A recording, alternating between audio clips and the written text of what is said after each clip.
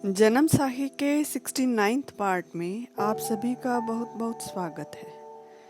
पिछली वीडियो में गुरु नानक देव जी ने एक कोढ़ी को प्रभु के नाम का उपदेश देकर ठीक किया और एक धर्मशाला बनवाई। एक दिन वह उसी धर्मशाला में बैठकर सभी को उपदेश दे रहे थे कि एक व्यक्ति ने प्रश्न किया कि गुरुजी, कृपा करके हमारी एक शंका का निवारण करो कि सिक्खी किस तरह कमाते हैं, अर्थात एक शिष्य में क्या गुण होने चाहिए। उत्तर में गुरुजी उनको समझाने के लिए एक राजा की कथा सुनाते हैं। एक राजा था जो मन में ही परमेश्वर की भक्ति करता था और राज भी करता था। एक दिन उसके मन में आया कि मैंने इतने दिन राज किया है, क्या पता जीवन के कितने दिन बचे हैं, अब प्रभु प्राप्ति का यत्न करना चाहिए। उसने अपना राज्य अपने पुत्र को दिया और उसे समझाया कि बेटा, तुम इस राज को मन में ऐसे समझना जैसे यह प्रभु का है। धर्म और न्याय भी धर्म के पक्ष में रहकर करना। इतनी शिक्षा देकर राजा वन की तरफ चल दिया, पर चलने से पहले उसने एक कीमती लाल अपने साथ बांध लिया, जिसे एक चोर ने देख लिया तो वह चोर भी राजा के पीछे ही चल दिया। उसने सोचा, जब भी मौका हाथ लगेगा इसे ले लूंगा। एक दिन राजा जंगल में नदी में स्नान करके मंदिर में कथा सुनने गया। वहां यह प्रसंग चल रहा था कि गुरु बिना मुक्ति कभी संभव ही नहीं। संसार में जितने भी अवतार संत भक्त हुए हैं, सभी के कोई ना कोई गुरु हुए हैं। ईश्वर ने स्वयं ये रीत चलाई है। यह कथा सुन राजा वहां से उठकर चलने लगा तो चोर भी उसके पीछे हो लिया। वह मन में सोच रहा था कि जब यह राजा सो जाएगा तो इसे मारकर इससे लाल ले लूंगा, परंतु राजा अपनी प्रभु प्रेम में सोया ही नहीं। वह मन में विचार कर रहा था कि गुरु इतना आवश्यक है तो सुबह होते ही जो मनुष्य मुझे सबसे पहले मिलेगा मैं उसे अपना गुरु बना लूंगा। उधर चोर सारी रात उसके सोने का इंतजार करता रहा। सुबह होते उसका धीरज टूट गया और वह उसे मारने के लिए दौड़ा। राजा उसे देखते ही उसके पैरों पर गिर गया और बोला, मेरे स्वामी गुरुदेव जी, मेरे धन्य भाग, आप मुझे कृतार्थ करने आए हो। चोर चौंक गया। उसने पूछा, आप गुरुदेव किसे कह रहे हैं? राजा ने बताया, आपको ही। चोर बोला, राजा जी, मैं चोर हूँ। राजा पूर्ण श्रद्धा में कहने लगा, मुझे क्यों भ्रम में डालते हो जी? आपने तो मेरे मन का संकल्प पूरा किया है, आप तो पूर्ण गुरु हो। चोर को एक युक्ति सूझी। उसने कहा, राजा जी, जिसको गुरु धारण करो उसके सब वचन सत्य जान मानने पड़ते हैं और गुरुदेव को तन मन धन सब अर्पण कर देते हैं। जो पदार्थ तुम घर से लाए हो अगर मेरे आगे रख दो तो मैं तुम्हारा गुरु होना स्वीकार करता हूँ। राजा ने तुरंत वह लाल निकालकर चोर के आगे रख दिया। चोर वह लाल लेकर कहने लगा, हे राजन, अब गुरु का हुक्म मत टालना। अब जितना समय मैं वापस ना आऊं तुम इस जगह से उठना मत। राजा मान गया कि जितना समय आप मुझे आकर दर्शन ना दोगे मैं यहाँ से एक कदम भी नहीं हिलूंगा। राजा के इतने कहते ही चोर लाल लेकर वहां से भाग गया और किसी और नगर में जाकर बस गया। राजा उसी बाग में बैठा रहा। इस तरह एक वर्ष बीत गया।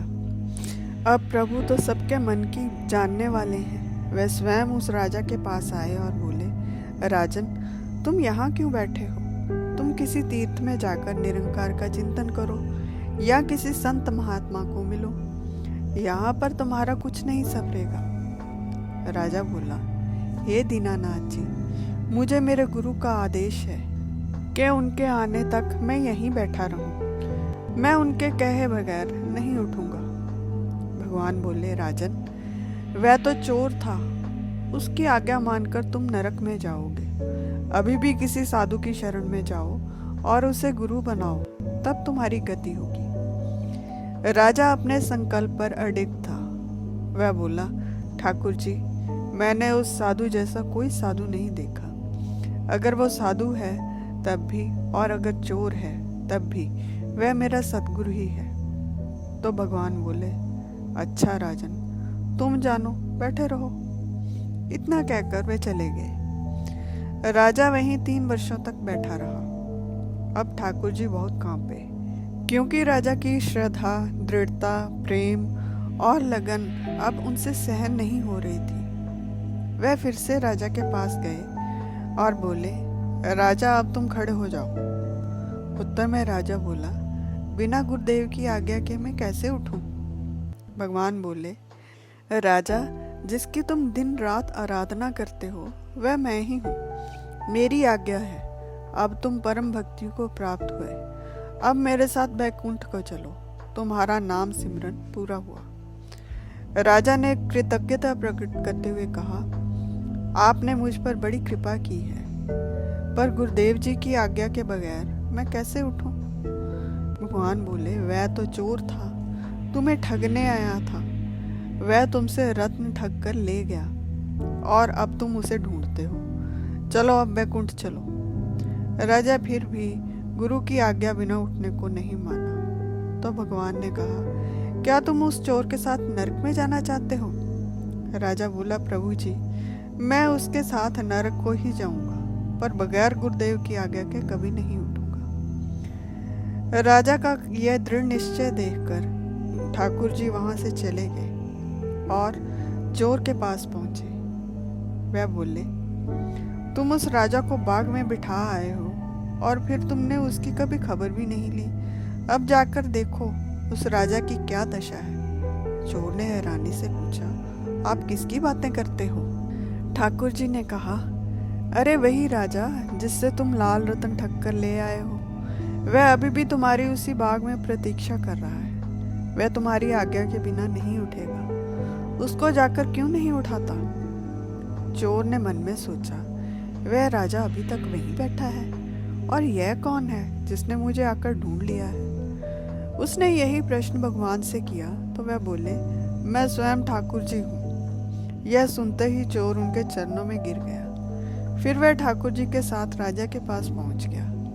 राजा चोर को देखकर बहुत प्रसन्न हुआ और कहने लगा, बड़ी कृपा हुई गुरुदेव, जो आपने आकर दर्शन दिए। फिर उसने चोर के पैर छूकर ठाकुर जी के चरण छुए। ठाकुर जी बोले, जाओ तुम उस चोर के ही चरण पकड़ो। राजा बोले, मेरे चोर तो आप ही हो, वह तो साधु है। ठाकुर जी, मैं तुम्हारा चोर कैसे? राजा ने कहा, प्रभु जी, अगर आप साधु होते तो मुझे पहले ही दर्शन क्यों ना दे देते? जब मैं इस संत की शरण में गया तभी आपने मुझे दर्शन दिए। यह इस संत की कृपा से ही हुआ है। ठाकुर जी बोले, राजा, तुम धन्य हो और अब तुम मुक्त हुए। तुम्हारे साथ इस चोर की भी मुक्ति हुई।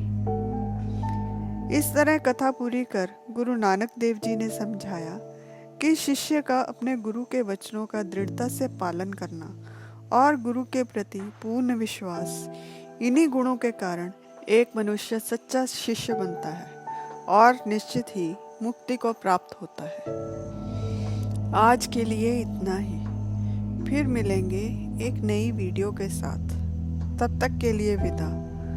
आपको ये वीडियो कैसी लगी कमेंट सेक्शन में ज़रूर बताइएगा। लाइक, सब्सक्राइब और शेयर करना ना भूलें। अनजाने में हुई किसी भी भूल के लिए हृदय से क्षमा और मेरी इस वीडियो को अपना अमूल्य समय देने के लिए आप सभी का बहुत बहुत धन्यवाद।